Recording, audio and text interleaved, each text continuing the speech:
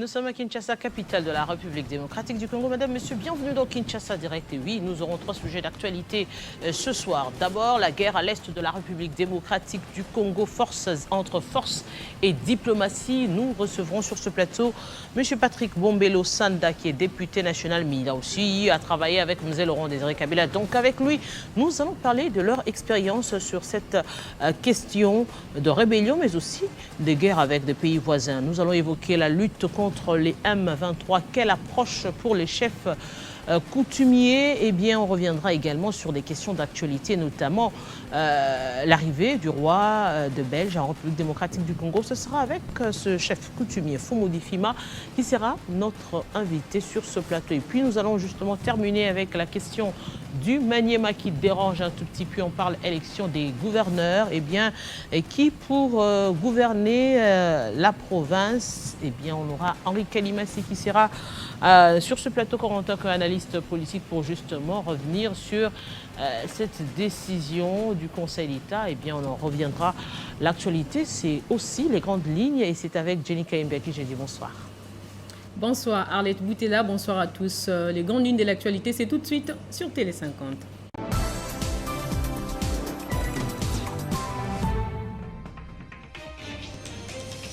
Dieudonné Kamouleta remplace Dieudonné Kalouba à la tête de la Cour constitutionnelle et du Conseil supérieur de la magistrature. Son élection est intervenue après le vote organisé par une plénière élective de 9 juges. L'élu a obtenu 9 voix sur 9. Il était le candidat unique. Cérémonie des restitutions de la notation financière souveraine en monnaie locale de la République démocratique du Congo. Après d'intenses études de l'agence de notation Bloomfield Investment Corporation, la RDC a obtenu la mention 3B, long terme en monnaie locale et A2 court terme en certifiant les climats favorables aux investisseurs au pays. Une première raffinerie d'or en République démocratique du Congo est en construction à Bukavu, dans les Sud Kivu. Une fois terminée, l'usine aura la capacité de produire près de 3 tonnes d'or par mois. Cette usine est spécialisée dans la fonderie, la raffinerie ainsi que la conception de l'or pur avec une teneur extrêmement élevée. En dehors de nos frontières, un consensus total a émergé pour accorder à l'Ukraine le statut des candidats à l'Union européenne lors des discussions entre les ministres des Affaires européennes de 27. C'est ce qu'a déclaré le ministre français Clément Beaune 2 jours avant un sommet sur les sujets. Merci à tous de votre fidélité à Télé 50. Retrouvez Gloria Mbouy à la grande édition de ce soir. Entre-temps, je vous laisse en compagnie d'Arlette Boutella pour la suite des 50, pour des Kinshasa Direct plutôt.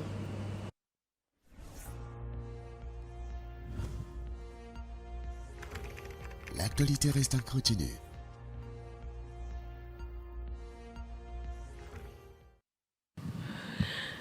Eh bien, vous nous suivez depuis Kinshasa, capitale de la République démocratique du Congo, madame, messieurs. Nous sommes déjà 18h à Kinshasa, une heure de plus, à l'est de la République démocratique du Congo, l'est de la RDC, qui d'ailleurs nous préoccupe avec cette guerre nous imposée par le Rwanda. Eh bien, on parlera ici et tout de suite sur cette question entre force et diplomatie. C'est tout de suite.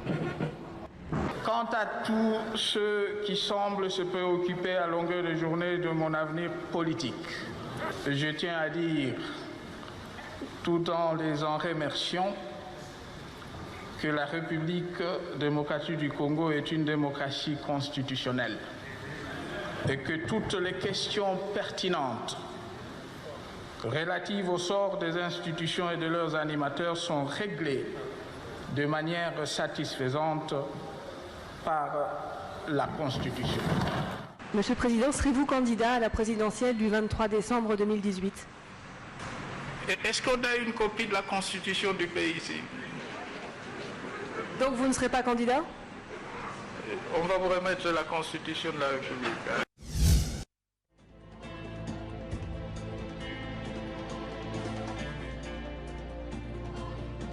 Télé 50, la seule chaîne qui incarne la République démocratique du Congo.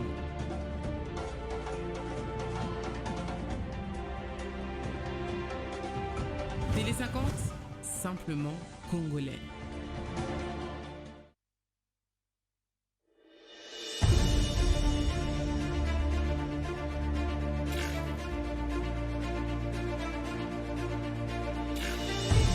Au risque d'aggraver les conflits dans ces pays.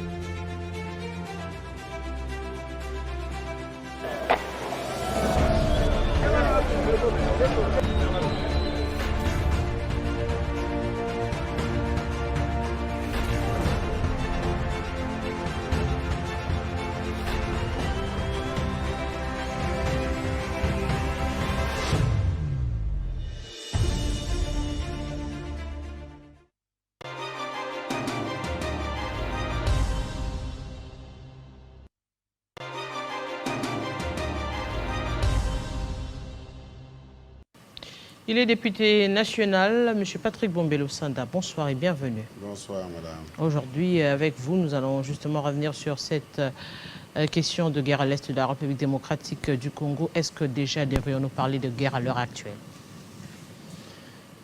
Merci, madame. Si vous avez une maison chez vous, vous logez avec vous et vos enfants, et qu'il y a un serpent qui pénètre, n'est-ce pas? Vous n'allez pas sortir dehors et déclarer que non, nous sommes en paix, à partir du moment où le serpent est là. Donc, les Congolais sont déterminés, aucune portion de ce pays ne peut être cédée, même pas un centimètre. À partir du moment où il y a une difficulté, la cité de Bunagana connaît des problèmes, eh bien, nous ne pouvons pas dire que le pays est en paix. Et au vu aussi de ce qui se passe à Ituri et partout. Donc, nous ne pouvons pas dire que nous sommes en paix. Nous sommes vraiment dans une situation compliquée et qui demande à chacun de se défendre. Alors, ce que j'aimerais quand même savoir, j'ai bien posé ma question, en guerre ou nous sommes carrément agressés? Nous sommes agressés, madame. Nous sommes agressés. Le pays est agressé. Et on ne peut pas dire que le pays n'est pas... Non, le pays est agressé par un pays voisin. La RDC est agressée par le Rwanda. Aujourd'hui, on revient et nous sommes clairs. Aujourd'hui, on revient sur la question du M23. N'est-ce pas devenu assez récurrent? On revient le M23 avant, le M23 qui persiste, qui revient encore aujourd'hui.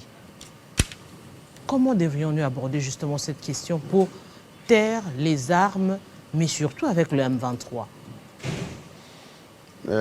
Merci, madame. Moi, je pense qu'il y a un problème. Lequel? À partir du moment où nous sommes assis sur une mine d'or, la République démocratique du Congo, n'est-ce pas?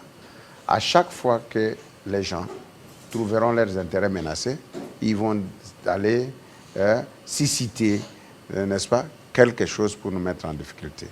Le M23, c'est quelque chose qui est, c'est une force qui est soutenue par le Rwanda. C'est une création rwandaise. Même quand, souvenez-vous, en 1998, lorsque Mouzet disait, le 2 août, la guerre de 2 août, Mouzet disait, jusqu'à l'ONU, pour dire que nous sommes agressés. Qui avait cru? Personne. Personne n'avait accepté que quand Mouzet Laurent Désiré Kabila disait que le pays est agressé par le Rwanda, personne n'a accepté. Mais on a fini par, aujourd'hui, c'est tout le monde qui parle, et je félicite le président de la République de dire tout haut que nous sommes agressés par le Rwanda, et nous, en tant qu'élus du peuple, nous acceptons cela. En utilisant l'M23 n'est que une couverture, n'est-ce pas, qu'on brandit pour dire que c'est une révolution, une rébellion. Ici, il ne s'agit pas. La réalité, c'est que nous sommes, comme vous l'avez dit devant, nous sommes assis sur une mine d'or. Ouais. Mais on le sait depuis, et on sait que, puisque nous sommes assis sur cette mine d'or, on aura toujours des problèmes. Ouais. Quelles sont les mesures à prendre pour arriver à entrevoir en avance, au lieu de subir cette guerre d'agression, de la prévenir? Merci, madame. Vous savez, au Congo, c'est la personne de Laurent Désiré Kabila qui est mort, mais les idées sont restées. Il a demandé au peuple congolais, organisez-vous. Organisez-vous. Nous devons nous organiser, madame. C'est en s'organisant que nous aurons une armée forte. C'est en s'organisant que nous aurons une armée hyper équipée. c'est en s'organisant que nous allons faire prendre conscience à nos jeunes et de s'enrôler, n'est-ce pas, pour protéger les pays. Donc nous devons tout simplement nous organiser. Cela veut dire, nous, parlementaires, nous avons la mission de doter le gouvernement des moyens nécessaires pour que finalement, cet argent puisse servir de payer des militaires, de recruter des nouveaux recrues et de les former et acheter aussi des munitions. Donc ça, c'est à notre niveau. Au niveau du gouvernement, il y a une responsabilité. La responsabilité du gouvernement, c'est celle, de bien gérer les ressources mises à leur disposition, n'est-ce pas, pour que ça puisse servir exactement et effectivement à cette fin-là. Et ensuite, conduire et développer une diplomatie agissante, en montrant aux gens, voici les nez du problème. Vous voulez que nous puissions nous organiser? Oui. Mais alors, venez. Nous voulons que nous puissions, sur le plan économique, n'est-ce pas, utiliser la politique de gagnant-gagnant. Oui, venez. Moi, je gagne, vous aussi, vous gagnez. N'est-ce pas? Et s'il faut exploiter les minéraux, mais vous exploitez la journée, au lieu d'exploiter la nuit. Au lieu de profiter de quelques coups de balle, il y a maintenant des bandades de la population. Et toute la nuit, ce sont des gens qui travaillent. Donc ça devient un peu... ce n'est pas sérieux. Donc, il est question à ce que nous puissions nous organiser en interne. Il est question à ce que nous puissions parler le même langage en interne. Il est question à ce que nous puissions aussi renforcer notre armée et mobiliser notre population pour notre auto-prise en charge. Nous n'allons pas attendre que d'autres personnes viennent nous défendre. Le peuple congolais doit apprendre à se défendre lui-même parce qu'il est maître de son destin. C'est un discours assez mal compris par la population parce que déjà, quand on parlait de la population, prenez-vous en charge, on a vu la population qui a carrément viré à la xénophobie aujourd'hui. On se dit, on est pays voisins, on ne peut pas se séparer. Autant il y a des Congolais qui vivent au Rwanda, autant il y a des Rwandais qui vivent en République démocratique du Congo. Et s'ils sont dans la légalité, ça ne peut pas poser un problème. Mais seulement aujourd'hui, l'approche diplomatique semble ne pas porter des fruits. Oui, madame, il y a une chose.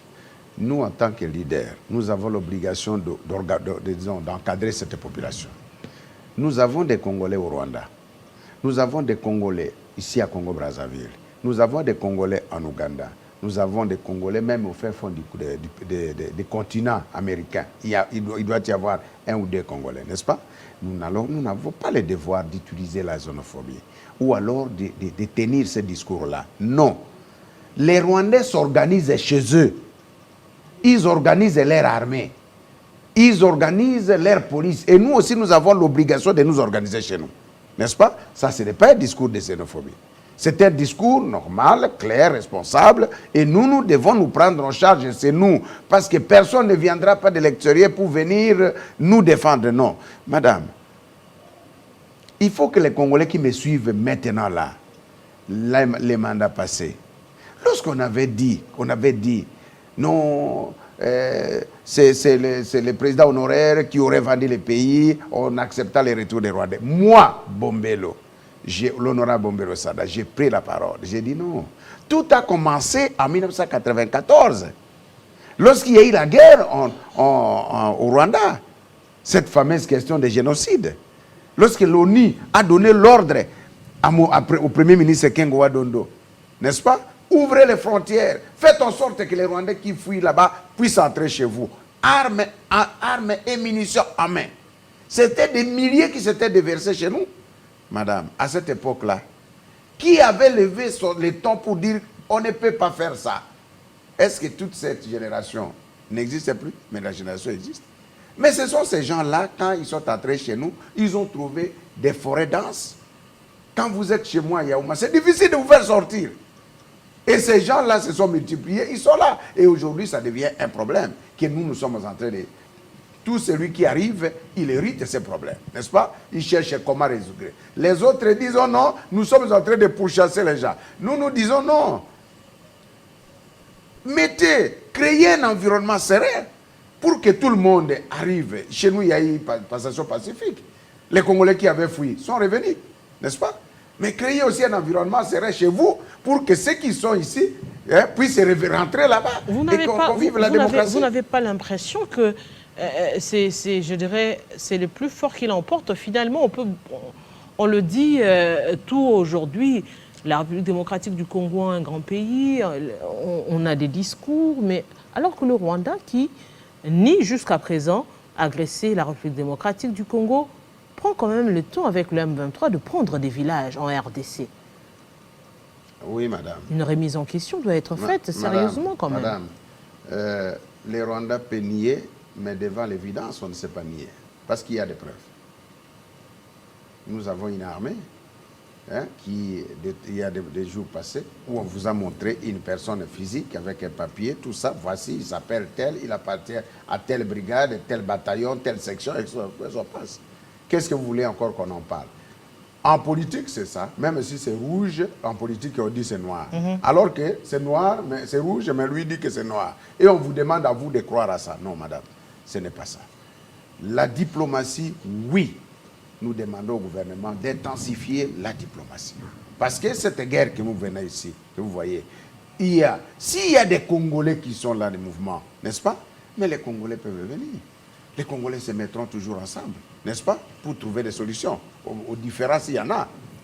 Mais si ce sont des étrangers, mais ils doivent penser qu'aujourd'hui, vous pouvez être fort et demain, vous n'y serez plus. Le faible d'aujourd'hui deviendra fort demain. Et l'effort d'aujourd'hui, vous vous souvenez, le général Mayel était entré jusqu'au Rwanda. Nous étions forts à cette époque-là. Et aujourd'hui, c'est juste le contraire. Qui vous dit que dans 10 ans, 15 ans, nous n'allons pas reprendre la situation que nous avions hier? Non, madame. Donc nous pensons que nous avons l'obligation, les Congolais ont l'obligation de dire, cette terre que les ancêtres nous ont léguée, nous devons la protéger. Nous devons la protéger, nous devons accepter de vivre avec les voisins. J'apprécie le courage du chef de l'État de dire clairement là où les gens n'ont jamais eu le courage de dire que nous sommes agressés par les Rwandais. C'est déjà beaucoup. Parce que Mouzé disait ça. Nous sommes agressés. Qui y cru? Personne ne croyait. Mais aujourd'hui, le chef de l'État a dit nous sommes agressés par les Rwandais. Et nous, en tant que législateurs, les députés nationaux, nous le disons. Donc nous sommes là. C'est un pays, ça n'a pas commencé aujourd'hui. D'abord, c'était à l'époque, parce qu'il y a toujours la succession des événements. Joseph Kabila était là. Tout était Joseph Kabila, n'est-ce pas? Mouzé est venu, tout était Mouzé. Mais en 1994, n'est-ce pas? Il n'y avait pas encore, Mouzé est entré en 1997. Mouzé est entré en 1997. Mais en 1994, il n'y avait pas encore. Mobutu était au pouvoir lorsqu'on avait donné l'ordre. Justement, d'où cette question, puisque c'est un problème qui date d'il y a longtemps, et qui revient à chaque moment. Oui. Est-ce qu'il ne faudrait pas une approche pour que cela puisse être finalement, il ne faudrait pas que se dire que oui, ce n'est pas nouveau, ça date d'il y a longtemps, mais que fait justement l'État congolais pour mettre un terme? Parce que si on doit compter des morts, c'est en termes des milliers aujourd'hui, si on doit revenir de 1980 jusqu'à aujourd'hui, c'est des milliers de morts. Si on doit seulement prendre ces dernières années ici en République démocratique du Congo, c'est encore des morts. Et c'est les Congolais qui meurent dans ce cas. Comment arriver à se dire, on va développer une telle diplomatie, justement, soit pour partager finalement ces biens et que les populations vivent tranquillement, ou carrément se dire, nous devons protéger 1 centimètre, même 1 millimètre de la République démocratique du Congo. Pas seulement les limites, mais aussi la population qui y vive. Merci, madame. D'ailleurs, vous avez touché les points essentiels. Co-gérons, n'est-ce pas? Et il y avait même, au Conseil supérieur de la Défense, une décision a été prise, n'est-ce pas? De suspendre les accords, tout cela. Mais pourquoi il y a suspension? C'est-à-dire qu'il existe quelque chose, il y a une volonté. La volonté de dire, dernièrement, moi, vous avez suivi comme moi, qu'il était question, on a signé les accords pour que l'or qui est produit chez nous soit raffiné au Rwanda. Permettre aux Rwandais de gagner et nous aussi, chez nous, parce que ça sort de chez nous, nous aussi nous gagnons. C'est déjà quelque chose, ce sont des initiatives pour sécuriser les uns et les autres. N'est-ce pas, madame? Alors, je sais qu'il y a toujours les dessus de la carte. C'est-à-dire, il y a ce que vous voyez et ce que vous ne voyez pas. il y a ce qu'on dit et ce qu'on ne dit pas. Mais nous, en tant qu'officiels, nous demandons tout simplement que, que nous puissions, n'est-ce pas, nous organiser notre Quand armée. déjà le président français arrive en République démocratique du Congo lors de la francophonie et dit clairement que les richesses de la République démocratique du Congo devraient être partagées avec ses voisins pour qu'ils vivent en paix. N'est-ce pas un message qui a été assez clair pour vous? Je sais, madame, que ce n'est pas facile. Pourquoi avons-nous perdu le Lumumba? Que nous fêtons aujourd'hui, que nous amène les reliques de Lumumba, pourquoi avons-nous perdu Laurent Désiré Kabila? Pourquoi même Joseph Kabila a eu des problèmes à cause des codes miniers? Parce qu'il y a des Congolais qui n'en parlent pas. Quand il a dit que les codes miniers, désormais, c'est 30%. Vous avez vu ce qu'il a connu. Mais et aujourd'hui, oui, les présidents français, lorsqu'ils disent ça, mais nous savons qu'il y a ce qu'on appelle le principe d'intangibilité des territoires. Nous sommes maîtres de chez nous. Mais justement, c'est le langage que peut-être attend la population. Arriver à comprendre au lieu de rester sur le pouvoir, les mandats et autres. C'est quel discours devons-nous aujourd'hui consommer, que la population devra consommer aujourd'hui? Parce que c'est vrai, vous avez relevé les faits, notamment avec M. Laurent Désiré Kabila, avec le code minier aujourd'hui. C'est ce qui n'est pas très souvent expliqué à la population. On reste sur le superficiel, sur le mandat électoral, sur toute autre chose que les vraies questions. Est-ce que le problème de la RDC aujourd'hui, ce n'est pas justement ses voisins avec qui la République démocratique du Congo devra arriver à mieux collaborer, à chercher l'approche, ce type de collaboration qui pourra justement aider la République démocratique du Congo? Parce que si nous avons le lac Kivu, où le Rwanda exploite déjà l'électricité, nous n'exploitons encore rien.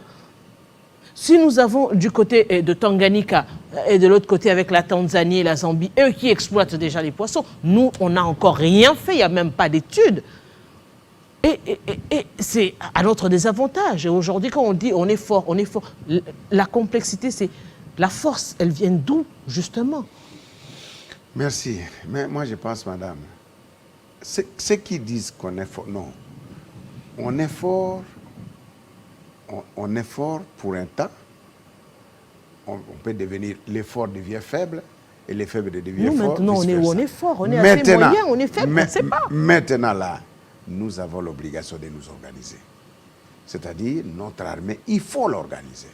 Non seulement, vous savez que nous sommes sous embargo, madame, vous savez ça? Ouais. Nous sommes sous embargo. Sous embargo, ça veut dire quoi? Vous n'avez pas le droit d'acheter officiellement les armes. Comment nous pouvons être forts pendant que nous sommes sous embargo et que nous ne sommes pas autorisés à acheter officiellement les armes? Qui détient cette décision-là de la levée de l'embargo? Qui?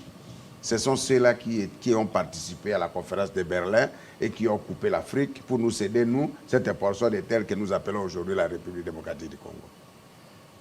Mais à partir du moment où c'est chez nous, nous avons, quel que soit l'historique, quelle que soit la façon dont vous avez partagé l'Afrique pour nous donner, nous, ce que vous nous avez donné. À partir du moment où vous nous avez donné l'indépendance, acquise chèrement, et aujourd'hui nous sommes chez nous, nous devons traiter avec vous pour que nous puissions utiliser la politique de gagnant-gagnant.